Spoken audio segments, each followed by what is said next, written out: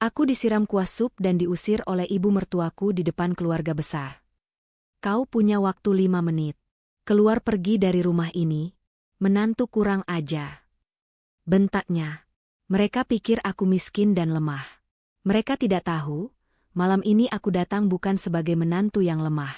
Kutunjukkan semuanya sampai mereka teriak histeris karena. Sebelum ceritanya dimulai, silahkan tulis di kolom komentar dari daerah mana saja teman-teman yang menonton cerita ini. Jangan lupa like dan subscribe agar channel ini bisa semakin berkembang dan bisa mempersembahkan cerita yang lebih menarik lagi. Lampu kristal di ruang makan rumah Ibu Tatik bersinar terang, namun sinarnya terasa dingin. Hawa di ruangan itu pun terasa berat dan menyesakan. Hilya, dalam balutan gamis sederhana dan hijabnya yang rapi, merasa seperti noda kotor di atas kanvas yang mahal. Ini adalah acara makan malam keluarga besar suaminya, sebuah ritual yang selalu Hilya takuti. Di seberang meja, Ibu Tatik, ibu mertuanya, duduk tegak seperti seorang ratu. Pakaiannya gemerlap, perhiasannya berkilau. Matanya yang tajam tidak pernah lepas mengawasi Hilya, mencari-cari kesalahan. Di sebelah Hilya, Wisnu, suaminya, tampak gelisah. Dia terus-menerus membetulkan letak sendok dan garpunya, menghindari tatapan mata Hilya. Hilya tahu suaminya itu terjepit. Di satu sisi ada Hilya, istrinya. Di sisi lain ada Ibu Tatik, ibunya yang dominan. Dan malam ini, Ibu Tatik sengaja membuat posisi Wisnu semakin sulit. Ibu Tatik telah mengundang Amel. Amel adalah mantan pacar Wisnu. Wanita itu duduk di sebelah Ibu Tatik, tertawa-tawa kecil sambil memamerkan gaun merah mahalnya yang berpotongan terbuka. Amel adalah antitesis Hilya. Dia tampil berani, rambutnya disanggul modern, dan dia bicara dengan kepercayaan diri yang dibuat-buat. Sejak Hilya dan Wisnu tiba, Ibu Tatik tidak berhenti memuji Amel. Amel, tante dengar kamu baru pulang dari Eropa, ya? Bisnis ayahmu yang di sana sukses besar? Ibu Tatik membuka percakapan saat pelayan mulai meletakkan hidangan pembuka. Amel tersenyum manis, senyum yang tidak sampai ke matanya. Iya, tante. Biasa saja, kok. Cuma mengurus beberapa kontrak baru. Wisnu apa kabar? Amel sengaja melirik Wisnu, membuat pria itu salah tingkah. Wisnu hanya mengangguk kaku. Baik, Mel. Selamat ya atas kesuksesanmu. Ibu Tatik segera menimpali. Lihat, Wisnu. Amel ini memang wanita hebat. Cerdas, mandiri, tahu cara membawa diri di lingkungan kelas atas. Bukan begitu, Dimas? Dimas, adik Wisnu, yang duduk di ujung meja, menyeringai. Dimas adalah salinan Ibu Tatik dalam versi pria. Dia selalu memandang rendah Hilya. Tentu saja, Bu. Jelas beda kelasnya. Yang satu berlian, yang satu. Dimas tidak melanjutkan, tapi matanya menatap Hilya dengan hina. Hilya menunduk, meremas serbet di pangkuannya. Dia merasakan panas menjalar di pipinya. Dia hanya ingin makan malam ini cepat berakhir. Dia hanya ingin pulang ke rumah kecil mereka yang damai. Tapi Ibu Tatik belum selesai. Pelayan datang membawa sup. Aroma kaldu yang kaya menguar, tapi Hilya sudah kehilangan selera makannya. Hilya, panggil Ibu Tatik dengan suara yang dibuat ramah. Kamu di rumah saja, kan? Tidak bekerja? Hilya mengangkat wajahnya. Dia berusaha tersenyum. Saya mengurus bisnis online kecil-kecilan, Bu. Dari rumah. Ibu Tatik tertawa kecil, tawa yang terdengar seperti ejekan. Oh, bisnis online? Jualan baju di internet. Begitu? Zaman sekarang semua orang bisa melakukan itu. Dia lalu beralih ke Amel. Amel ini beda. Dia mengelola perusahaan ayahnya. Pertambangan. Itu baru namanya bisnis. Ratusan karyawan bergantung padanya. Amel pura-pura merendah. Ah, tante bisa saja. Semua juga butuh proses. Mungkin bisnis Mbak Hilya suatu saat bisa besar. Nada suara Amel jelas menyeratkan bahwa hal itu tidak mungkin terjadi. Hilya menarik napas dalam-dalam. Dia mencoba menguatkan hatinya. Dia di sini demi Wisnu. Dia harus bertahan. Dia melirik suaminya, berharap mendapat sedikit dukungan. Tapi Wisnu pura-pura sibuk dengan supnya. Hatinya terasa sakit. Suaminya bahkan tidak berani menatapnya. Benar, Bu, Dimas kembali bersuara. Mengurus perusahaan itu tidak mudah. Harus pintar, harus berpendidikan tinggi, harus tahu cara bergaul. Tidak semua orang sanggup. Setiap kata adalah jarum yang menusuk Hilya. Mereka semua berkomplot. Mereka sengaja mengundangnya ke sini untuk menghinanya, untuk membuatnya merasa kecil di depan Amel. Hilya tahu Ibu Tatik tidak pernah menyukainya. Ibu Tatik selalu bilang Hilya tidak selevel dengan keluarga mereka. Hilya berasal dari keluarga sederhana, dan itu adalah dosa yang tak terampuni di mata Ibu Tatik. Makan malam berlanjut dalam keheningan yang menyiksa bagi Hilya. Ibu Tatik dan Amel mendominasi percakapan, membicarakan liburan mewah mereka, koleksi tas mahal, dan lingkaran sosialita mereka. Hilya dan Wisnu hanya diam. Puncaknya adalah ketika hidangan utama disajikan. Ibu Tatik mengangkat gelasnya. Malam ini kita kedatangan tamu istimewa. Amel, selamat datang kembali. Kami semua merindukanmu. Amel tersenyum penuh kemenangan. Ibu Tatik lalu menatap Wisnu lekat-lekat. Matanya tajam dan penuh penyesalan yang dibuat-buat. Wisnu, coba kamu lihat Amel. Suara Ibu Tatik memenuhi ruangan. Wanita sukses, cantik, dan berkelas. Kamu dulu hampir mendapatkan yang terbaik. Ibu Tatik berhenti sejenak, membiarkan kata-katanya meresap. Lalu, dia melirik Hilya dengan tatapan jijik yang tidak ditutup-tutupi. Tapi kamu malah memilih yang, yah, sudahlah. Hinaan itu menggantung di udara. Semua mata kini tertuju pada Hilya. Hilya bisa merasakan tatapan kasihan dari para pelayan. Dia merasa telanjang. Dia merasa sangat terhina. Jantungnya berdebar kencang, bukan lagi karena takut, tapi karena amarah yang mulai membara. Keheningan yang pecah setelah ucapan Ibu Tatik terasa lebih buruk daripada kebisingan. Wisnu membeku di kursinya, wajahnya pucat pasi. Dimas menahan tawa. Amel menatap Hilya dengan senyum tipis penuh kemenangan. Dia menikmati setiap detik dari penderitaan Hilya. Hilya sendiri masih menunduk, tapi bahunya tidak lagi terkulai. Sesuatu dalam dirinya telah berubah. Ibu Tatik, yang merasa menang, melanjutkan serangannya. Dia mengira kebisuan Hilya adalah tanda kekalahan. Dia salah besar. Hilya, Ibu Tatik berdecak lidah seolah Hilya adalah anak kecil yang bodoh. Kamu itu seharusnya sadar diri. Kamu itu sudah beruntung bisa masuk ke keluarga ini. Seharusnya kamu berterima kasih pada Wisnu setiap hari. Ibu Tatik lalu menatap Amel. Coba kamu lihat Amel. Pakaiannya saja seharga puluhan juta. Itu menunjukkan kelasnya. Kamu. Ibu Tatik memandang Hilya dari atas ke bawah. Jilbab dan baju gamismu itu. Kusam. Seperti kain pel. Apa kamu tidak malu datang ke rumahku dengan pakaian seperti itu? Kamu membuatku malu di depan Amel. Hilya masih diam. Dia hanya menarik napas perlahan. Mengatur emosi. Amel tertawa kecil. Tante, sudahlah, jangan begitu. Kasihan, loh. Mungkin Mbak Hilya memang seleranya begitu. Kita harus maklum. Tidak semua orang mengerti tentang mode. Kata, maklum, itu diucapkan dengan nada merendahkan. Dimas, yang sedari tadi menunggu kesempatan, langsung menimpali. Benar, Bu. Buat apa juga pakai baju bagus-bagus kalau tertutup begitu? Tidak ada yang bisa dilihat. Beda dengan Amel. Jelas mana yang berkualitas. Hinaan fisik itu sudah keterlaluan. Hilya akhirnya mengangkat wajahnya. Matanya tidak lagi menunjukkan rasa takut atau sedih. Matanya dingin dan tenang. Ibu Tatik terkejut sesaat melihat perubahan di mata menantunya, tapi egonya terlalu besar. Kenapa? Kamu mau marah? Kamu tidak terima? Memang benar. Kan? Lihat saja cara makanmu. Berantakan. Dari keluarga mana kamu sebenarnya? Ibu Tatik lalu beralih ke hidangan penutup yang baru saja disajikan. Pasti kamu juga tidak bisa masak, kan? Bisanya cuma menghabiskan uang suamimu. Wisnu pasti menderita di rumah. Makannya tidak terurus.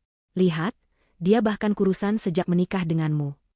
Ini adalah tuduhan yang tidak masuk akal. Hilya tahu Wisnu menyukai masakannya. Hilya tahu dia sudah berusaha menjadi istri yang baik. Tapi di mata Ibu Tatik, dia tidak pernah benar. Hilya merasa cukup. Dia tidak bisa lagi menahan ini. Dia bukan di sini untuk dihina. Dia menoleh ke suaminya. Dia butuh suaminya membelanya. Sekali ini saja, Mas Wisnu, bisik Hilya pelan, suaranya sedikit bergetar. Wisnu tersentak. Dia berada di posisi yang paling sulit. Di satu sisi, dia melihat amarah di mata ibunya. Di sisi lain, dia melihat luka di mata istrinya. Dia tertekan. Semua orang menunggunya bicara. Bu. Wisnu akhirnya bersuara, tapi suaranya lemah. Sudahlah, Bu. Kita sedang makan. Hanya itu. Bukan pembelaan. Bukan teguran keras untuk ibunya. Hanya sebuah permintaan lemah agar pertengkaran ini berhenti. Jawaban itu adalah kesalahan fatal. Bagi Hilya, jawaban itu adalah tanda bahwa suaminya telah menyerah. Bagi Ibu Tatik, jawaban itu adalah tanda pemberontakan. Lemah. Ibu Tatik menggebrak meja. Piring dan gelas berdentang keras. Semua orang terlonjak kaget. Wajah Ibu Tatik merah padam karena marah. Kamu lemah, Wisnu. Sama seperti istrimu, teriak Ibu Tatik, menunjuk wajah putranya. Beraninya kamu membela dia di depanku? Setelah semua yang aku berikan padamu, kamu lebih memilih perempuan miskin ini daripada ibumu sendiri. Bu, bukan begitu. Wisnu mencoba membantah. Diam, potong Ibu Tatik. Aku yang bicara. Kamu lihat apa yang sudah kamu lakukan? Kamu membawa bencana ke keluarga ini. Kamu membawa perempuan tidak tahu diuntung ini ke rumahku. Ibu Tatik kini berdiri. Matanya melotot ke arah Hilya. Amarahnya sudah tidak terkendali. Dia merasa Wisnu telah direbut darinya oleh perempuan yang dia anggap rendah ini. Seharusnya dulu kamu nikahi Amel, jerit Ibu Tatia. Dia yang pantas. Dia yang sederajat. Kalau kamu menikah dengan Amel, hidup kita pasti terhormat. Perusahaan ayahmu tidak akan kesulitan. Bukan malu seperti ini. Ibu Tatik menatap Hilya dengan kebencian murni. Lihat dia. Dia tidak pantas duduk di meja ini. Dia tidak pantas menyandang nama keluarga kita. Dia hanya benalu. Hilya menunduk. Genggaman tangannya di bawah meja semakin erat. Kukunya memutih. Dia sudah mencapai batas kesabarannya. Dia sudah memberi terlalu banyak toleransi. Dia sudah terlalu lama diam. Malam ini, semua akan berakhir. Hilya mengangkat wajahnya. Mata yang tadinya penuh luka kini terlihat kosong. Namun di baliknya ada api yang baru saja menyala. Dia tidak lagi peduli dengan Amel. Dia tidak lagi peduli dengan Dimas. Dia hanya menatap lurus ke arah ibu mertuanya, Ibu Tatik. Keheningan di meja itu begitu pekat, seolah semua orang menahan napas. Cukup, Bu, ucap Hilya. Suaranya tidak keras, tidak juga bergetar. Suara itu tenang, datar, dan dingin. Begitu dinginnya hingga membuat bulu kuduk semua orang berdiri. Itu bukan suara Hilya yang mereka kenal. Itu bukan suara menantu penurut yang selalu menunduk. Ibu Tatik tertegun sejenak. Dia tidak menyangka Hilya akan bersuara. Apa katamu? Desisnya. Saya bilang, cukup, ulang Hilya. Dia perlahan meletakkan sendok dan garpunya di atas piring. Ibu boleh menghina saya. Ibu boleh merendahkan keluarga saya. Saya sudah diam selama 2 tahun. Tapi malam ini, ibu sudah keterlaluan. Hilya, jaga bicaramu, bentak Wisnu, panik. Dia mencoba meraih tangan istrinya, tapi Hilya menarik tangannya lebih dulu. Diam, Mas, kata Hilya, masih tanpa menatap suaminya. Selama ini aku diam demi kamu. Tapi kamu tidak pernah membelaku. Sekalipun tidak. Wajah Ibu Tatik memerah, dari merah pada menjadi ungu karena amarah. Dia tidak pernah dibantah seumur hidupnya, apalagi oleh menantu perempuan yang dia anggap sampah. Beraninya kau bicara seperti itu padaku. Di rumahku. Anak miskin tidak tahu diuntung.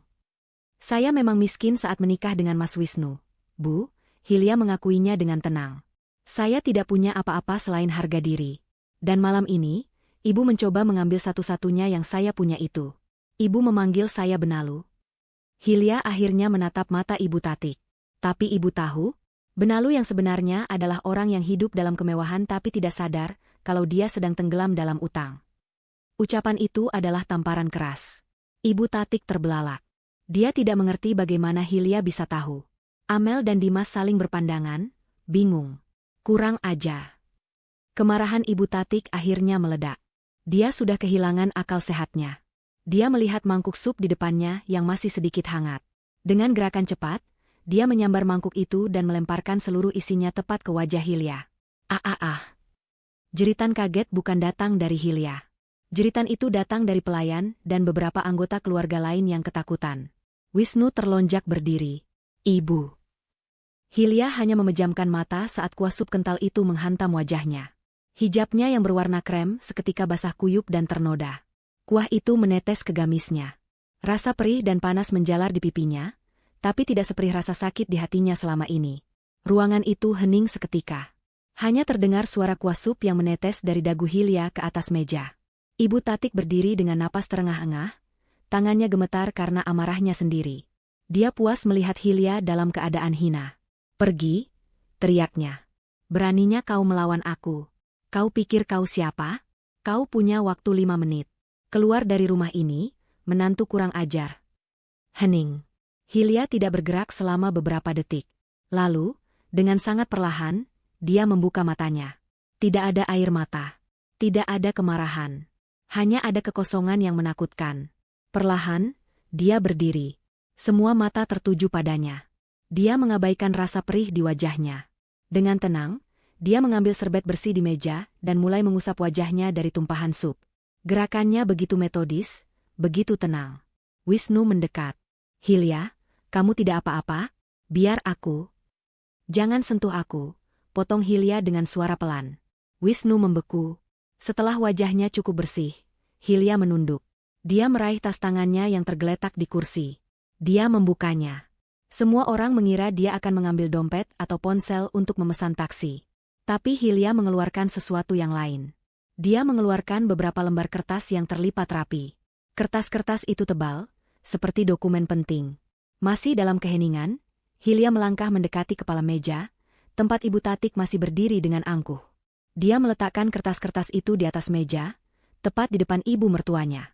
Bunyi kertas yang diletakkan di atas kayu meja terdengar begitu keras di ruangan yang sunyi itu. Hilya lalu menatap jam dinding besar di ruangan itu. Dia kemudian tersenyum. Senyum tipis yang sangat mengerikan.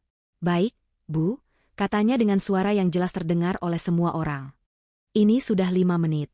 Dan 5 menit yang lalu, Anda sudah kehilangan semua yang menjadi milik Anda." Wajah Ibu Tatik pucat pasi. Histerianya tiba-tiba lenyap, digantikan oleh kebingungan dan rasa takut yang samar. "Apa maksudmu? Kertas apa itu?"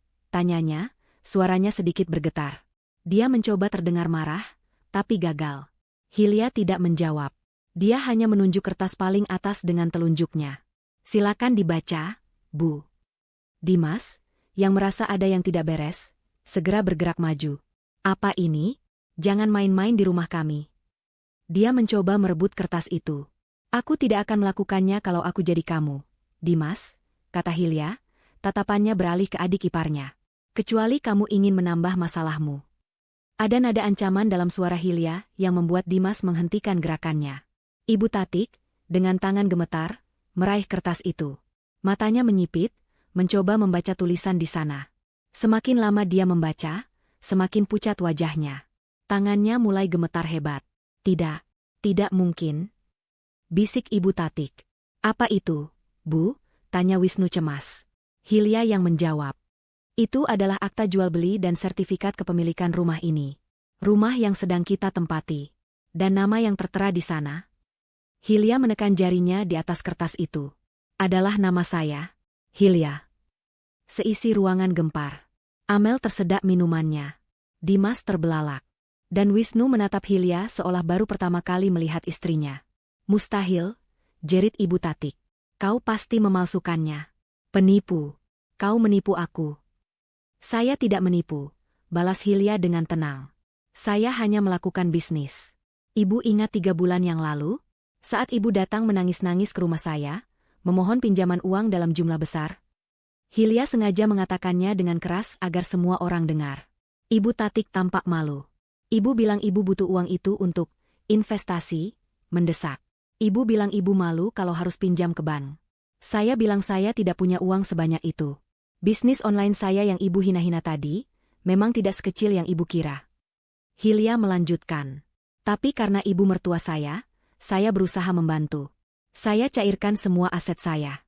Tapi saya bukan orang bodoh, Bu. Saya minta jaminan. Dan ibu, dengan sangat percaya diri, menawarkan rumah ini sebagai jaminan. Ibu menandatangani perjanjian pinjaman di atas materai, lengkap dengan klausa bahwa jika ibu gagal bayar dalam 90 hari, aset jaminan ini jatuh ke tangan saya." Ibu Tatik lemas. Kakinya tidak kuat menopang tubuhnya. Dia jatuh terduduk di kursinya. "Dan hari ini," lanjut Hilya sambil melirik kalender di ponselnya, "adalah hari ke-90. Hari ini adalah batas waktu pelunasannya. Saya sudah menunggu transfer dari ibu sejak pagi. Tapi tidak ada." Kau menjebakku," desis Ibu Tatik. "Saya menjebak ibu?" Hilya tertawa sinis. Ibu yang datang pada saya. Ibu yang menandatangani suratnya. Ibu pikir saya bodoh, kan? Ibu pikir saya, menantu miskin dari desa ini, tidak akan berani mengambil rumah ibu? Ibu pikir saya akan diam saja saat ibu tidak membayarnya? Ibu salah besar. Dimas tiba-tiba berteriak. Itu tidak sah. Ibu pasti ditipu. Ibu tidak mungkin sebodoh itu. Oh, ibumu tidak bodoh, Dimas, kata Hilya. Kini gilirannya menatap Dimas dengan tajam. Dia hanya putus asa. Dan kamu tahu kenapa dia putus asa? Hilya berhenti sejenak, membiarkan Dimas merasakan ketakutan. Karena investasi yang ibu maksud. Hilya kembali menatap Ibu Tatik. Sebenarnya adalah uang untuk menutupi hutang judi Dimas, kan? Bom kedua meledak. Dimas langsung pucat seperti mayat. Ibu Tatik ternganga, rahasia terbesarnya terbongkar di depan seluruh keluarga. Wisnu menatap adiknya dengan ngeri. Dimas?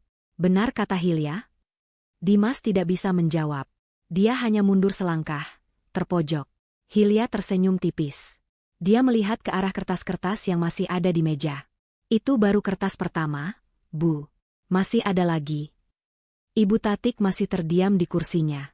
Wajahnya yang biasa dipoles angkuh kini pucat seperti kertas. Nafasnya terengah, satu tangannya memegangi dadanya. Guncangan dari terungkapnya rahasia Dimas, ditambah dengan kehilangan rumah yang menjadi simbol statusnya, hampir membuatnya pingsan. Dimas sendiri sudah terduduk di lantai, bersandar di kaki kursi, menatap kosong ke depan. Dia sudah hancur. Seluruh keluarga besar yang hadir hanya bisa membisu, terpaku pada drama yang terjadi di depan mata mereka. Mereka datang untuk makan malam, mereka malah disuguhkan sebuah pembantaian sosial. Hilya berdiri dengan tenang di tengah kekacauan itu. Wajah dan hijabnya masih ternoda sisa kuah sup.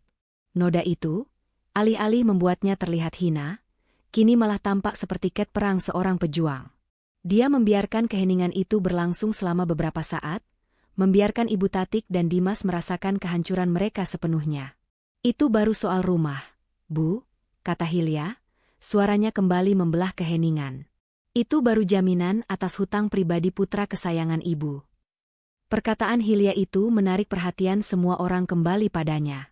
Bahkan Ibu Tatik, yang setengah pingsan, mengangkat kepalanya dengan tatapan ngeri. Baru? Apalagi? Hilya menatap kertas kedua di atas meja. Kertas itu lebih tebal, sebuah bundel dokumen yang dijilid rapi. Rumah ini, lanjut Hilya, memang besar, mewah.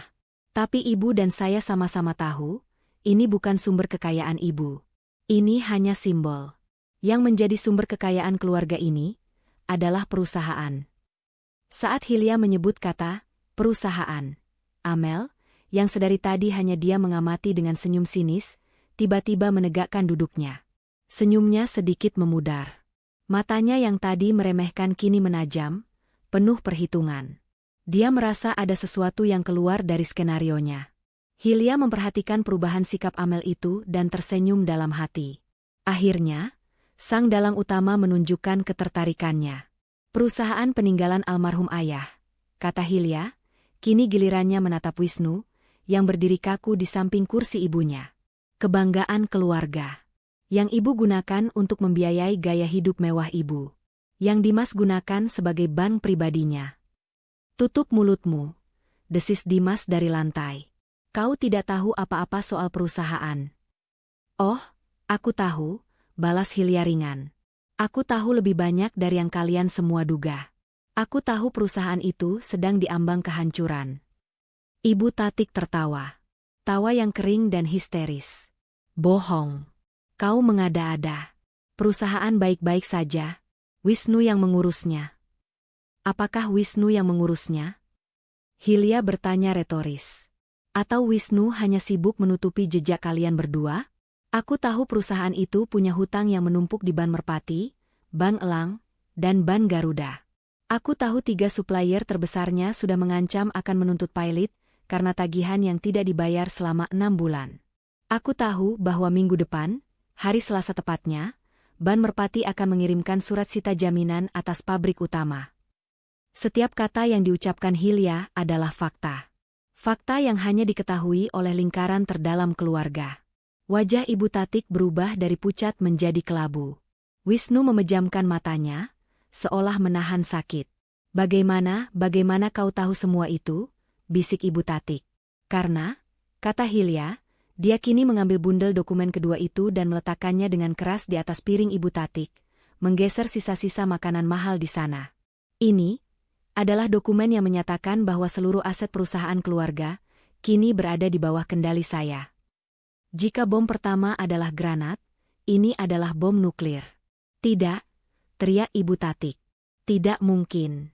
Kau bohong. Saya tidak berbohong, Bu, kata Hilya. Silakan dibaca. Atau perlu saya bacakan? Hilya mengambil lembar paling atas. Dokumen pengalihan piutang. Tertanggal 3 minggu yang lalu. Ditandatangani oleh ketiga bank yang saya sebutkan tadi. Bank-bank itu sudah lelah menagih pada Ibu. Mereka sudah mau rugi. Jadi, mereka sangat senang ketika ada investor yang mau membeli semua surat utang perusahaan ini lunas. Hilya tersenyum tipis. Saya yang membelinya, Bu. Saya membeli setiap lembar surat utang perusahaan Ibu. Saya melunasi tagihan semua supplier yang tertunda. Amel tersentak. Dia tidak bisa menahan diri. Bagaimana bisa? Ayahku, maksudku, bank tidak akan menjual utang itu begitu saja. Oh, mereka akan menjualnya, kata Hilya. Kini gilirannya menatap Amel dengan tajam. Jika ada yang berani membayar penuh di muka.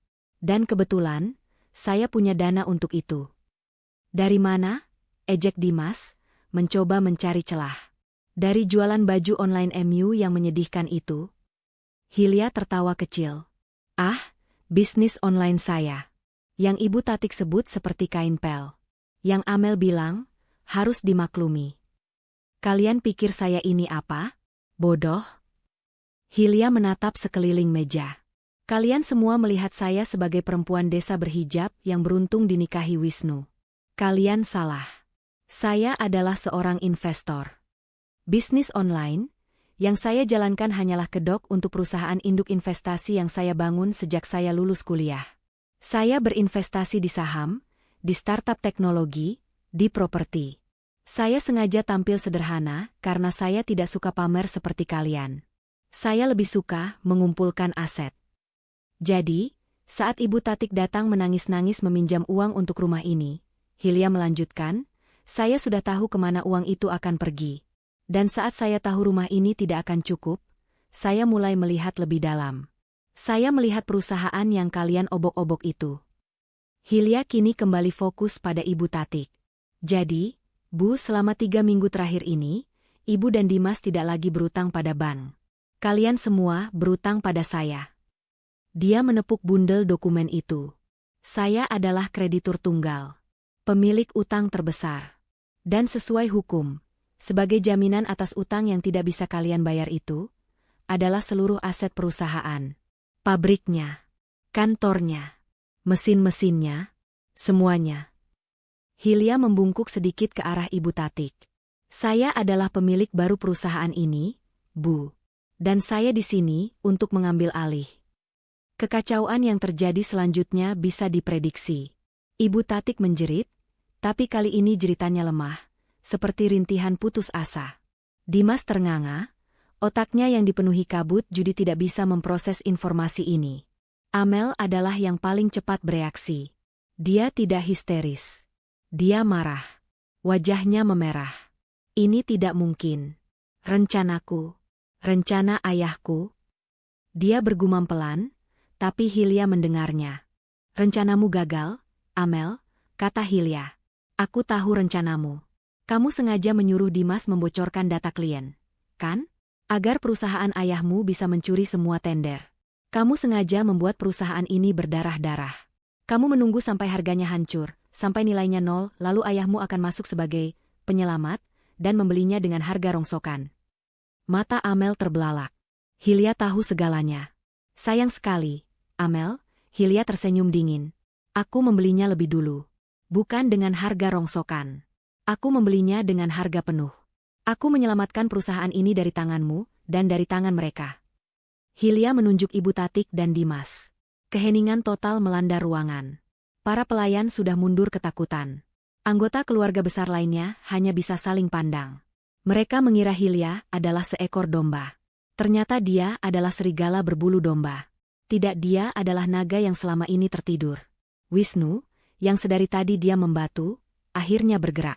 Dia menatap tumpukan dokumen itu, lalu menatap istrinya. Wajahnya penuh dengan kekaguman, ketakutan, dan kebingungan yang luar biasa. Dia tidak tahu harus berkata apa. "Hilya," bisik Wisnu. Suaranya serak. Bagaimana kamu bisa tahu semua ini? Tentang utang Ban? Tentang rencana Amel? Tentang segalanya?" Pertanyaan itu menggantung di udara. Ibu Tatik, Amel, dan Dimas semua menatap Hilya. Mereka juga ingin tahu. Bagaimana bisa menantu bodoh yang mereka hina-hina ini tahu setiap detail rahasia tergelap mereka? Hilya menatap suaminya. Tatapannya melembut, tapi hanya sesaat. Ada sedikit kekecewaan di sana. Dia menarik napas panjang. Inilah saatnya. Inilah paku terakhir di peti mati mereka. Dia tidak menjawab pertanyaan Wisnu. Dia hanya menatap lurus ke mata suaminya. "Aku tahu," kata Hilya pelan, namun suaranya terdengar jelas di seluruh ruangan. "Karena kamu yang memberitahuku, Mas." Keheningan yang mengikuti pernyataan Hilya jauh lebih mencekam daripada keheningan sebelumnya. Jika tadi ruangan itu sunyi karena syok, kini ruangan itu sunyi karena ketidakpercayaan yang absolut. Bom ketiga, dan yang paling merusak, baru saja dijatuhkan. Semua mata, tanpa kecuali, kini beralih dari Hilya ke Wisnu. Wisnu berdiri terpaku di tempatnya, di antara kursi ibunya dan meja makan. Wajahnya pucat, seperti semua darah telah tersedot dari tubuhnya. Dia tidak menyangka Hilya akan membukanya. Tidak di sini, tidak di depan ibunya, tidak di depan Amel. Ibu Tatik, yang tadinya sudah terkulai lemas, tiba-tiba seperti mendapat suntikan kekuatan. Dia menoleh perlahan, gerakan lehernya kaku seperti mesin yang berkarat. Matanya yang merah dan bengkak menatap tajam ke putra sulungnya. "Wisnu?" Suara Ibu Tati keluar seperti bisikan serak. Hanya satu kata, tapi mengandung sejuta pertanyaan. Ada kebingungan, ada penyangkalan, dan ada ketakutan yang luar biasa di sana. Dia berharap dia salah dengar. Dia berharap Hilya berbohong. Wisnu tidak bisa bergerak. Lidahnya keluh. Dia ingin menyangkal, ingin berteriak bahwa ini semua bohong, bahwa Hilya menjebaknya. Tapi dia tidak bisa. Karena itu adalah kebenaran. Dia menatap mata Hilya, mencari bantuan, tapi mata istrinya kini dingin. Ini adalah bagian dari rencana. Ini adalah bagian dari hukumannya. "Wisnu, katakan pada ibumu perempuan ini bohong." Tuntut Ibu Tatik, suaranya mulai naik. "Katakan padaku dia mengada-ada." Wisnu menelan ludah. Dia membuka mulutnya, tapi tidak ada suara yang keluar. "Pengkhianat." Jeritan Ibu Tatik memekakkan telinga. Itu bukan lagi jeritan kemarahan seperti saat dia melempar sup. Itu adalah jeritan kesakitan murni. Jeritan seorang ibu yang merasa dikhianati oleh darah dagingnya sendiri. Dia bangkit dari kursinya, tubuhnya gemetar hebat. Dia menghampiri Wisnu dan memukul dada putranya itu berulang kali dengan tangannya yang terkepal. "Pengkhianat, anak durhaka. Kau bekerja sama dengan perempuan ular ini?" Bu, dengar dulu." Wisnu mencoba menahan tangan ibunya, tapi tenaganya terlalu lemah dibandingkan amukan ibunya. "Apa yang mau aku dengar?" raung Ibu Tatik. Air matanya mengalir deras, merusak riasan mahalnya. "Kau mengkhianati ibumu sendiri? Kau bersekongkol dengan istrimu untuk menghancurkan keluargamu? Untuk mengambil warisan ayahmu? Demi dia?" Ibu Tatik menunjuk Hilya dengan jari gemetar. "Demi perempuan miskin tidak tahu diri ini." "Dia istriku, Bu," balas Wisnu, suaranya akhirnya keluar, lebih keras dari yang dia duga. "Dan aku ibumu," jerit Ibu Tatik. "Aku yang melahirkanmu. Aku yang membesarkanmu. Dan ini balasanmu? Kau berikan perusahaan ayahmu padanya? Kau biarkan dia mengambil rumah kita? Aku menyelamatkannya." Teriakan Wisnu menghentikan pukulan ibunya. Keheningan kembali turun, lebih berat dari sebelumnya. Wisnu menatap ibunya dengan tatapan yang belum pernah dilihat Ibu Tatik seumur hidupnya. Tatapan yang penuh dengan kemarahan, kekecewaan, dan penderitaan yang terpendam selama bertahun-tahun. "Aku bukan menghancurkannya, Bu," kata Wisnu, suaranya kini bergetar menahan emosi. "Aku menyelamatkannya. Dari ibu, dan dari Dimas." Dia menoleh ke adiknya yang masih terduduk di lantai. Kamu, bentak Wisnu. Kamu pikir aku tidak tahu? Selama 5 tahun ini, sejak ayah meninggal, apa yang kamu lakukan? Kamu merampok perusahaan. Kamu memalsukan laporan. Kamu mengambil uang untuk judi. Hutangmu miliaran, Dimas. Miliaran. Kamu pikir aku bodoh? Dimas hanya bisa menunduk ketakutan. Lalu, Wisnu kembali menatap ibunya. Kemarahannya sedikit mereda, digantikan oleh kesedihan yang mendalam. Dan ibu tahu apa yang Dimas lakukan. Ibu tahu, tapi ibu menutup mata. Ibu lebih memilih menguras sisa uang perusahaan untuk arisan ibu, untuk perhiasan ibu, untuk liburan keliling dunia ibu, daripada menghentikan Dimas. Ibu ikut menghancurkannya. Wisnu, jaga bicaramu, desis Ibu Tatik, tapi suaranya tidak lagi sekuat tadi. Kenapa, Bu? Ibu tidak suka mendengar kebenaran? Wisnu tertawa pahit. Aku sudah mencoba. Tuhan tahu aku sudah mencoba. Berkali-kali aku memohon pada ibu untuk berhenti boros. Berkali-kali aku memperingatkan Dimas. Tapi apa jawaban ibu? Ibu bilang aku pelit. Ibu bilang aku anak yang tidak tahu berterima kasih.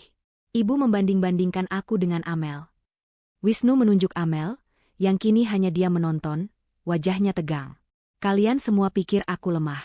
Kalian pikir aku bodoh. Kalian pikir aku tidak tahu apa-apa. Wisnu menarik napas panjang. Dia berjalan menjauh dari ibunya, menuju Hilya. Dia berdiri di samping istrinya, tapi tidak menatapnya. Dia menatap ke seluruh ruangan. Aku memang lemah. Akunya. Aku lemah karena aku tidak bisa melawan ibuku sendiri. Aku lemah karena aku tidak bisa menghentikan adikku. Aku melihat warisan ayah hancur di depan mataku, hari demi hari. Aku tidak bisa tidur. Aku hampir gila. Dia berhenti sejenak, mengumpulkan kekuatannya. Aku tidak bisa mempercayai siapapun di keluarga ini. Jadi, aku pergi ke satu-satunya orang yang aku tahu tidak akan berkhianat. Satu-satunya orang yang aku tahu, cukup pintar dan cukup kuat untuk menghentikan kegilaan ini. Dia akhirnya menoleh dan menatap Hilya. Tatapannya penuh dengan rasa bersalah, tapi juga kekaguman yang tulus. Aku pergi ke istriku, kata Wisnu. Aku berikan semua datanya pada Hilya. Laporan keuangan asli yang aku sembunyikan dari kalian. Salinan tagihan utang. Bukti transfer Dimas. Aku berikan semuanya. Wisnu menatap ibunya. Aku tahu aku tidak akan bisa menghentikan kalian. Aku terlalu pengecut untuk melawan ibu. Jadi, aku biarkan Hilya yang melakukannya. Aku tahu, hanya dia yang bisa. Pengakuan itu adalah sebuah pengakuan cinta yang paling aneh, sekaligus pengkhianatan yang paling menyakitkan. Bagi Hilya, itu adalah konfirmasi bahwa suaminya, di balik kelemahannya, masih memiliki cinta untuk warisan ayahnya. Tapi bagi Ibu Tatik, itu adalah vonis mati. Putranya, putra kebanggaannya, telah memilih perempuan itu, telah bersekutu dengannya, telah merencanakan kehancuran ibunya sendiri. Amel, di sisi lain, kini mengerti. Ini bukan hanya Hilya. Ini adalah konspirasi suami istri. Dia telah diremehkan oleh mereka berdua. Jadi begitu, bisik Ibu Tatik. Wajahnya kini benar-benar kosong. Tidak ada lagi amarah. Tidak ada lagi tangisan. Hanya kehampaan. Dia menatap Wisnu seolah melihat orang asing. Kau lebih memilih dia daripada ibumu. Aku memilih apa yang benar, Bu, kata Wisnu pelan. Aku memilih untuk menyelamatkan peninggalan ayah. Sesuatu yang ibu dan Dimas hampir hancurkan selamanya. Dan apa bagianmu, Hilya? Desis Amel, akhirnya bersuara. Dia tidak bisa menahan diri lagi. Kamu mengambil semuanya. Rumah, perusahaan. Kamu menghancurkan mereka. Apa kamu akan menghancurkan Wisnu juga? Hilya menatap Amel. Senyum tipis tersungging di bibirnya. Oh, Amel. Kamu masih belum mengerti juga. Hilya berjalan ke meja dan mengambil map terakhir. Map ketiga yang berwarna merah. Map yang sedari tadi dia abaikan. Pengkhianatan Wisnu itu untuk menyelamatkan perusahaan, kata Hilya. Itu menyakitkan bagi Ibu Tatik, tapi itu bisa dimengerti. Tapi, ada pengkhianatan lain di ruangan ini. Hilya melemparkan map merah itu ke depan Amel dan Dimas. Pengkhianatan yang jauh lebih kotor. Pengkhianatan yang murni karena keserakahan. Hilya menatap Amel dan Dimas. Kalian pikir kalian lolos? Kalian pikir aku tidak tahu apa yang kalian berdua lakukan di belakang semua orang? Map merah itu terlempar ke tengah meja, tepat di antara Dimas dan Amel. Isinya berhamburan keluar. Beberapa lembar kertas, sebuah flash disk kecil, dan beberapa foto. Suasana yang sudah tegang kini terasa seperti udara tipis di puncak gunung. Tidak ada yang berani bernapas. Amel menatap kertas-kertas itu dengan ngeri. Dimas, di sisi lain, tampak seperti orang yang baru saja melihat hantu. "Apa-apa ini?" desis Amel, suaranya bergetar. Dia mencoba terdengar marah, tapi yang keluar hanyalah ketakutan. "Itu," kata Hilya, suaranya membelah keheningan, "adalah bukti perampokanmu." Hilya mengambil selembar kertas dari tumpukan itu. Itu adalah salinan laporan bank. Ini adalah bukti transfer. Sejumlah besar uang dari rekeningmu, Dimas, yang kamu transfer ke rekening perusahaan cangkang di luar negeri. Perusahaan yang, setelah saya telusuri, ternyata dimiliki oleh ayahmu, Amel. Amel tersentak. Hilya mengambil kertas lain. "Dan ini adalah bukti transfer balasan. Uang, saku, yang diberikan Amel kepadamu, Dimas. Jauh lebih kecil, tentu saja. Hanya cukup untuk menutupi hutang judimu sementara, agar kamu tetap termotivasi." Dimas mulai berkeringat deras. "Aku tidak tahu apa maksudmu." "Oh, kamu tahu," kata Hilya. Dia menggeser sebuah foto. Foto itu menunjukkan Dimas dan Amel sedang bertemu secara rahasia di lobi sebuah hotel, menyerahkan sebuah map. "Kamu pikir aku tidak tahu apa yang kalian lakukan?" Hilya kini menatap Ibu Tatik, yang memandangnya dengan tatapan kosong dan bingung. "Bu," kata Hilya, suaranya melembut sesaat, "Ibu marah pada Wisnu karena dia memberiku data perusahaan untuk menyelamatkannya. Tapi Ibu tahu apa yang dilakukan putra kesayangan Ibu, Dimas?" Hilya kembali menatap Dimas. "Dia tidak hanya berjudi, Bu. Dia tidak hanya menghabiskan uang. Dia secara aktif menghancurkan perusahaan ini dari dalam." "Bohong," teriak Dimas. "Bohong?" Hilya mengambil flash disk kecil itu. "Di dalam sini ada rekaman. Rekaman setiap kali kamu menelepon Amel dari kantor. Rekaman saat kamu membocorkan daftar klien kita. Rekaman saat kamu memberikan Amel salinan proposal tender rahasia kita, sehingga perusahaan ayah Amel bisa mengajukan penawaran yang lebih rendah dan memenangkan semua kontrak. Kamu menjual rahasia keluargamu sendiri, Dimas. Ini adalah kebenaran yang jauh lebih buruk." Wisnu mengepalkan tangannya di sisinya, wajahnya memerah karena amarah yang ditujukan pada adiknya. Dia tahu adiknya brengsek, tapi dia tidak tahu kalau adiknya adalah pengkhianat sejati. "Jadi, itu rencanamu, kan, Amel?" Hilya beralih ke Amel. "Ayahmu mendapatkan semua klien. Perusahaan ini bangkrut karena tidak punya proyek. Lalu, saat harganya sudah hancur, ayahmu akan masuk sebagai penyelamat dan membeli sisa-sisa perusahaan ini dengan harga rongsokan. Dan kamu akan mendapatkan dua hal, keuntungan besar dan kepuasan melihat keluarga Wisnu hancur berantakan. Terutama aku." Amel tidak bisa menjawab. Dia gemetar hebat. Hilya melanjutkan, "Dan kamu, Dimas? Apa janjinya padamu? Posisi wakil direktur di perusahaan baru? Sejumlah besar uang lagi? Kamu menjual warisan ayahmu sendiri demi itu." "Dia yang memaks." Dimas berteriak, menunjuk Amel. "Aku tidak memaksa," balas Amel, histeris. "Kamu yang menawarkannya. Kamu yang bilang kamu butuh uang. Kamu yang bilang kamu benci hidup di bawah bayang-bayang Wisnu."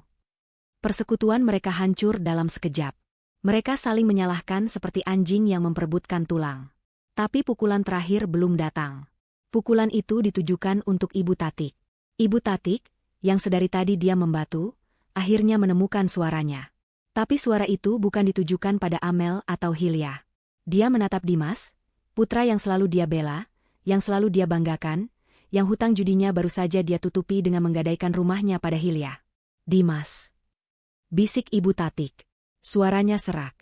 "Jadi, uang yang Ibu berikan padamu, rumah yang Ibu gadaikan, itu semua sia-sia?" Dimas tidak berani menatap ibunya. Kamu biarkan Ibu menghina Hilya," lanjut Ibu Tatik. Air matanya mulai mengalir lagi, tapi kali ini bukan karena amarah. Ini adalah tangisan kehancuran. "Kamu biarkan Ibu menghina Wisnu? Kamu biarkan Ibu melempar sup sementara kamu yang merampok kami semua?" Kesadaran itu menghantam Ibu Tatik seperti kereta barang.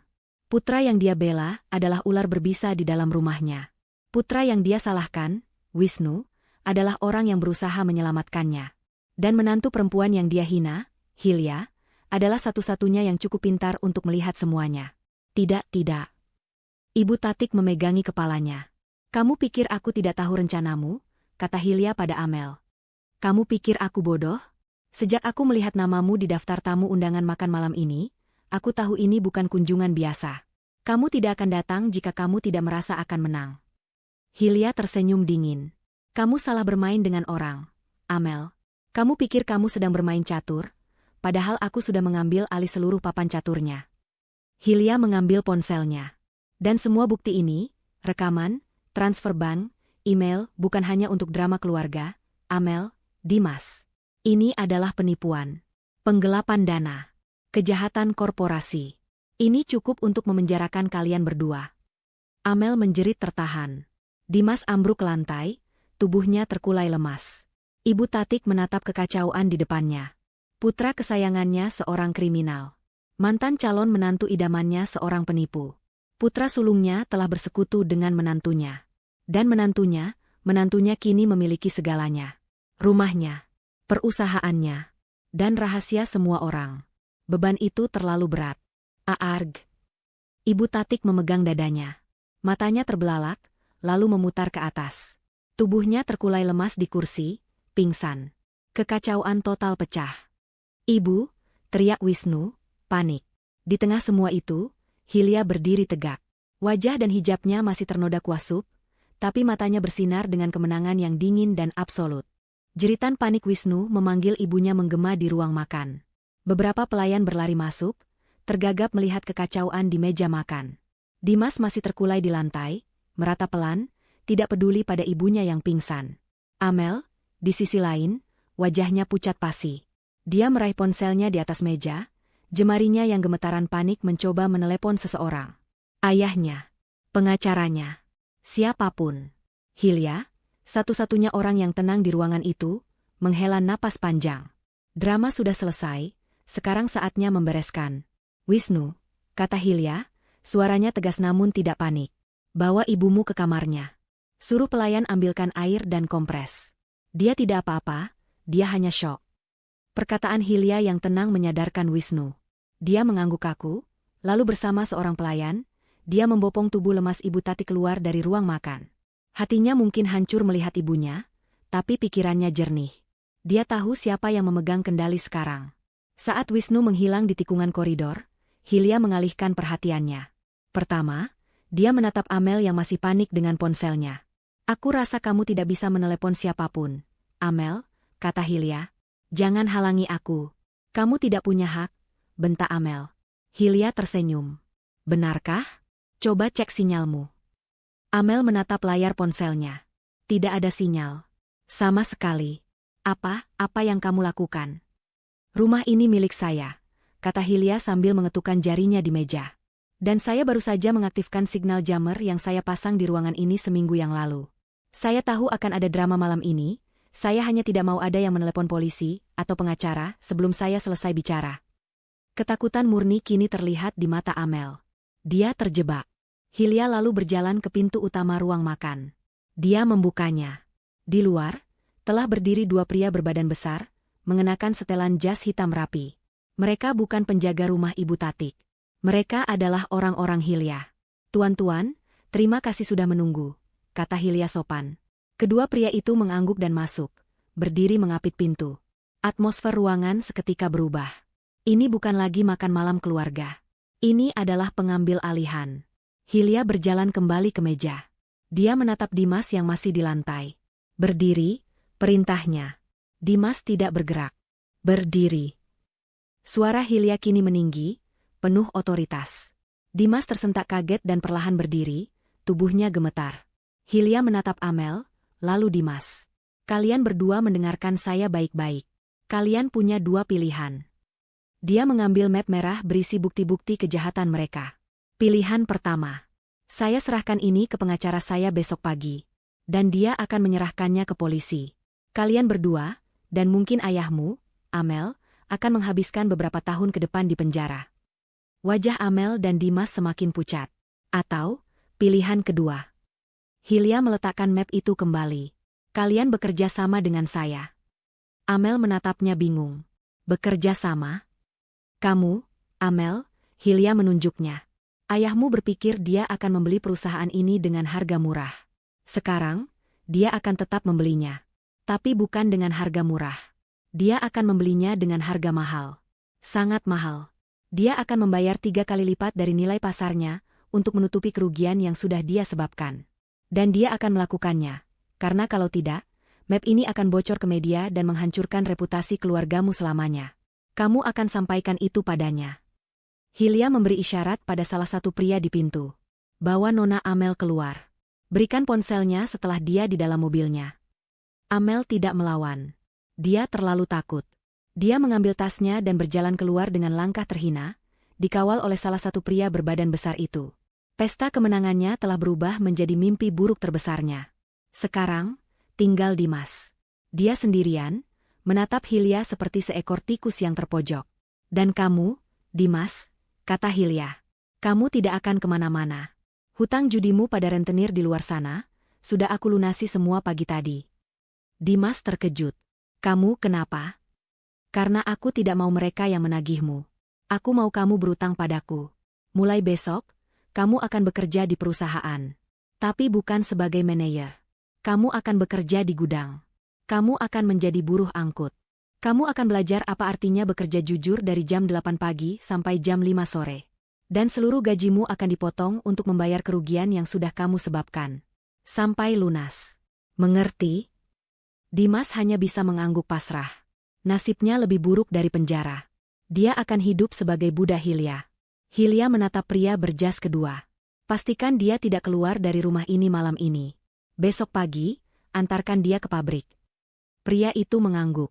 Ruang makan itu akhirnya kosong. Hanya Hilya yang tersisa. Dia berdiri di tengah kekacauan, di antara piring-piring kotor dan sisa-sisa sup di lantai. Dia lelah, tapi dia menang. Wisnu masuk kembali ke ruangan itu. Wajahnya tampak lelah dan sedih. Ibu sudah di kamarnya. Dia tidak mau bicara. Wisnu berjalan mendekati Hilya. Dia melihat kekacauan di meja. Dia melihat map-map yang terbuka. Dia melihat istrinya, yang berdiri tegak di tengah semua itu, dengan hijab yang masih basah dan ternoda. Aku sudah memegang semuanya, Wisnu, kata Hilya pelan, suaranya kini terdengar rapuh. Rumah. Perusahaan. Aku sudah menghukum Dimas dan Amel. Dia menatap suaminya. Sekarang, pilihan ada di tanganmu. Kamu tahu aku yang menyelamatkan perusahaan ayahmu. Tapi kamu juga tahu aku baru saja menghancurkan ibumu dan adikmu. Mata Hilya berkaca-kaca untuk pertama kalinya malam itu. Kamu mau ikut ibumu, yang mungkin akan membenciku selamanya? Atau kamu ikut aku, dan kita bangun ulang semuanya dari awal? Tapi dengan caraku. Ini adalah pertanyaan jebakan. Wisnu tahu itu. Hilya tidak sedang bertanya. Dia sedang memberi pernyataan. Wisnu menatap mata istrinya. Dia melihat wanita yang dia cintai, wanita yang dia biarkan dihina selama bertahun-tahun. Wanita yang ternyata jauh lebih kuat dan lebih cerdas dari yang pernah dia bayangkan.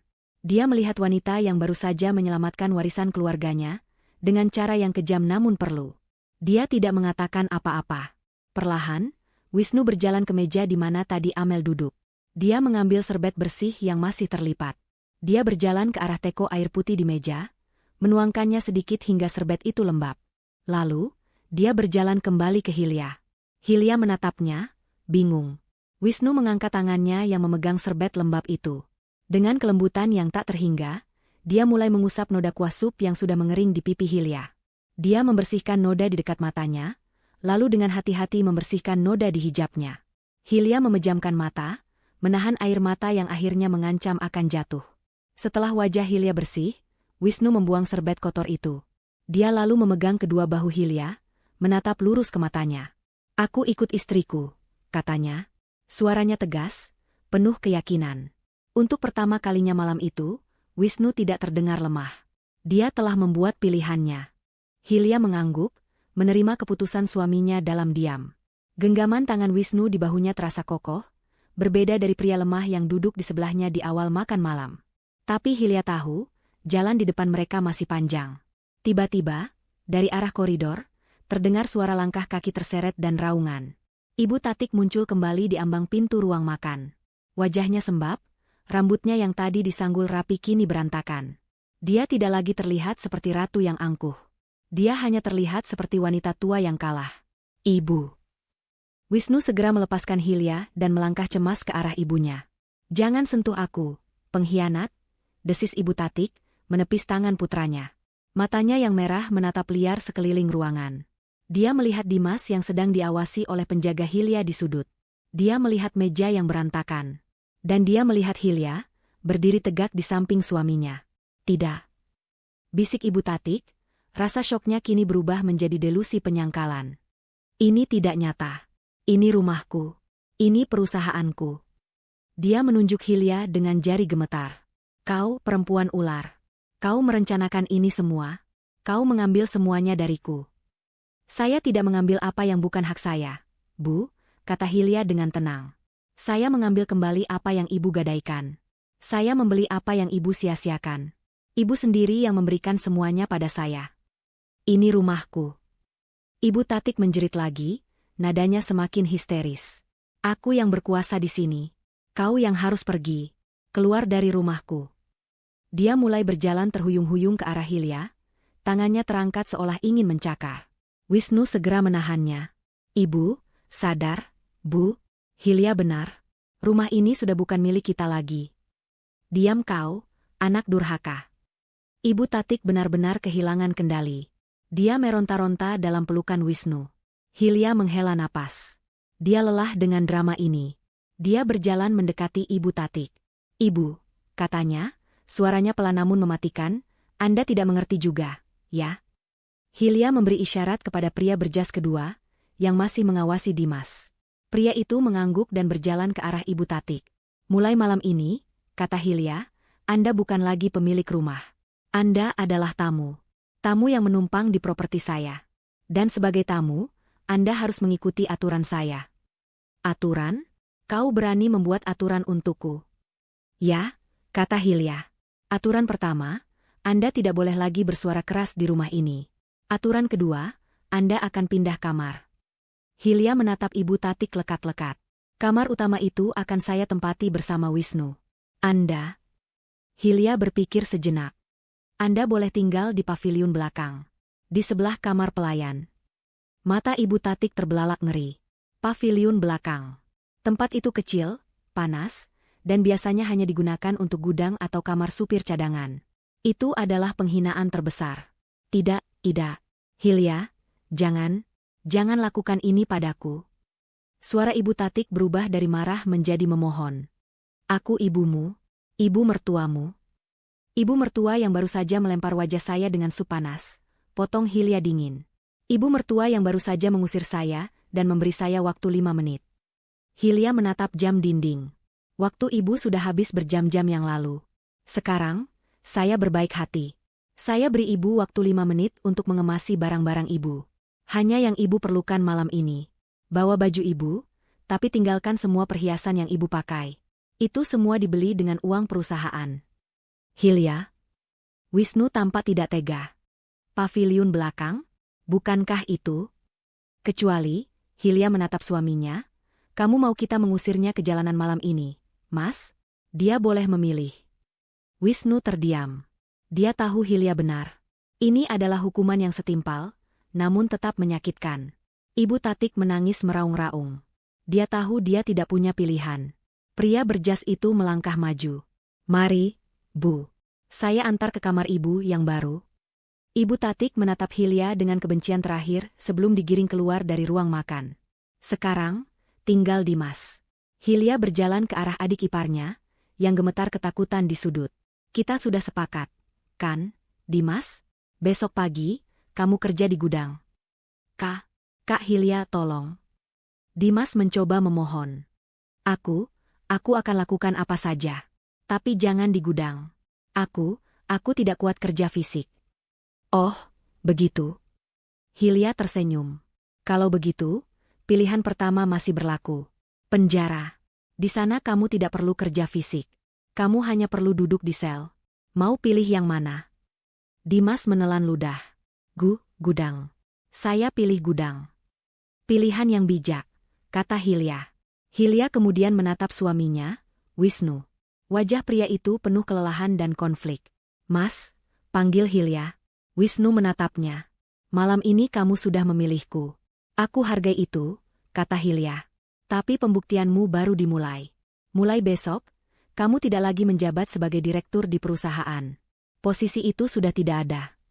Wisnu terkejut, tapi dia tidak membantah. Perusahaan ini sekarang milikku, lanjut Hilya. Dan aku tidak akan memberikan posisi penting pada orang yang aku belum bisa percayai 100%. Apalagi orang yang membiarkan istrinya dihina di depan umum. Kata-kata itu menusuk Wisnu, tapi dia tahu itu benar. Kamu akan mulai dari bawah, kata Hilya. Kamu akan menjadi staf biasa di Departemen Keuangan. Kamu akan melapor pada manajer di sana. Kamu akan bekerja dari jam 8 sampai jam 5, sama seperti karyawan lain. Tidak ada mobil dinas, tidak ada fasilitas mewah. Kamu harus buktikan padaku bahwa kamu pantas mendapatkan kembali posisimu, dan pantas mendapatkan kembali kepercayaanku sebagai suamimu. Ini adalah hukuman terberat untuk Wisnu. Bukan penurunan pangkatnya, tapi kesadaran bahwa dia harus berjuang untuk mendapatkan kembali rasa hormat istrinya. Wisnu menatap Hilya lama. Dia melihat noda kuah di hijab istrinya yang belum sepenuhnya bersih. Dia melihat ketegasan di mata wanita itu. Dia mengangguk pelan. Baik, Hilya, katanya dengan suara mantap. Aku akan membuktikannya padamu. Hilya mengangguk. Dia lalu berjalan ke pintu depan, diikuti Wisnu. Dia tidak menoleh ke belakang, ke kekacauan ruang makan yang baru saja dia taklukkan. Dia berjalan keluar, melintasi ruang tamu mewah yang kini menjadi miliknya, menuju kamar utama. Kemenangan pertamanya sudah selesai. 1 tahun berlalu sejak malam yang mengubah segalanya. Suasana di rumah mewah itu kini sangat berbeda. Lampu kristal yang dulu terasa dingin, kini bersinar hangat. Hilya, dalam balutan hijab dan pakaian kerja yang elegan namun tetap santun, berdiri di depan jendela besar ruang kerjanya. Ruangan itu dulu adalah kantor pribadi Ibu Tatik yang penuh perabot antik tidak berguna. Kini, ruangan itu menjadi pusat kendali yang modern dan efisien. Perusahaan yang hampir bangkrut itu telah bangkit. Di bawah kepemimpinan Hilya, perusahaan itu direstrukturisasi total. Hilya menggunakan kecerdasannya dalam bisnis digital untuk membuka pasar baru. Utang-utang lama dilunasi. Ayah Amel, seperti yang diduga, terpaksa membeli kembali semua asetnya yang hilang dengan harga 3 kali lipat. Skandal itu cukup untuk membuat keluarga Amel pindah dari kota karena malu. Amel sendiri dikabarkan dipindahkan ayahnya ke luar negeri, mengurus cabang yang tidak penting. Dan Dimas? Hilya menepati janjinya. Dimas benar-benar bekerja di gudang. 6 bulan pertama adalah neraka baginya. Dia mengeluh, dia mencoba kabur, tapi Hilya memastikan semua pintunya tertutup. Anehnya, setelah 1 tahun bekerja keras, tubuh Dimas menjadi lebih berisi dan sikapnya berubah. Dia tidak lagi arogan. Dia belajar apa artinya mendapatkan uang dengan keringat sendiri. Dia masih jauh dari kata sempurna, tapi dia bukan lagi benalu. Dia bahkan mulai menghormati Hilya. Wisnu masuk ruangan, membawa 2 cangkir teh hangat. Dia tidak lagi terlihat seperti pria yang tertekan. Dia terlihat lebih percaya diri. Selama 1 tahun, dia menepati janjinya. Dia bekerja sebagai staf biasa. Dia berangkat pagi, pulang sore. Dia menolak perlakuan khusus. Dia belajar bisnis dari nol, dari sudut pandang karyawan. 6 bulan lalu, dia dipromosikan menjadi manajer, bukan oleh Hilya, tapi oleh Dewan Direksi baru yang melihat kinerjanya yang cemerlang. Sudah sore, kata Wisnu lembut, meletakkan cangkir di meja Hilya. Waktunya istirahat, CEO. Hilya tersenyum dan menerima cangkir itu. Terima kasih, manajer. Keduanya tertawa kecil. Hubungan mereka telah berubah total. Tidak ada lagi dominasi atau sikap pasif. Yang ada adalah kemitraan. Mereka membangun ulang pernikahan mereka di atas pondasi baru, rasa hormat yang tulus. Wisnu telah membuktikan kesetiaannya, bukan dengan kata-kata, tapi dengan tindakan. Di taman belakang, terdengar suara orang menyapu dedaunan kering. Ibu sedang apa? Tanya Hilya. Seperti biasa, jawab Wisnu, ikut memandang ke taman. Menyapu. Ibu Tatik kini tinggal di paviliun belakang. Dia tidak pernah benar-benar pulih dari keterkejutannya. Dia menolak untuk berdamai, tapi dia juga terlalu takut untuk melawan. Dia hidup dalam dunianya sendiri yang penuh kekalahan. Hilya memberinya makan, memberinya tempat tinggal, tapi Hilya mengambil harga dirinya. Setiap hari, Ibu Tatik akan duduk di teras paviliun, memandangi rumah utama yang dulu miliknya, kini dikuasai oleh menantu yang dia hina. Pemandangan paling memuaskan bagi Hilya bukanlah saat dia memimpin rapat besar, atau menandatangani kontrak jutaan dolar. Pemandangan paling memuaskan adalah akhir pekan lalu. Hilya mengadakan acara syukuran besar di rumah itu, mengundang semua karyawan perusahaan. Saat itu, salah satu pelayan baru tidak sengaja menumpahkan minuman di dekat Hilya. Tanpa ada yang menyuruh, Ibu Tatik, yang sedang duduk di sudut taman, refleks berdiri. Dia mengambil lap dari pelayan itu dan mulai membersihkan lantai. Dia melakukannya secara otomatis, seolah dia sudah lupa bahwa dia pernah menjadi nyonya rumah. Dia hanya seorang wanita tua yang menumpang di rumah Hilya. Itulah karma yang sesungguhnya. Bukan penjara, bukan siksaan fisik, tapi sebuah kesadaran abadi akan apa yang telah dia hilangkan, dan kehinaan karena harus hidup bergantung pada belas kasihan orang yang paling dia benci. Wisnu memegang tangan Hilya. "Terima kasih, Hilya." "Untuk apa?" tanya Hilya, bersandar di bahunya. "Karena telah menyelamatkan aku. Menyelamatkan warisan ayah. Dan menyelamatkan aku dari diriku sendiri." Hilya tersenyum. Dia mengangkat gelasnya, bukan gelas sampanye, tapi secangkir teh hangat. Dia mengangkatnya ke arah taman, ke arah matahari terbenam. Kemenangannya telah lengkap. Dia tidak hanya mendapatkan kembali harga dirinya. Dia mendapatkan semuanya.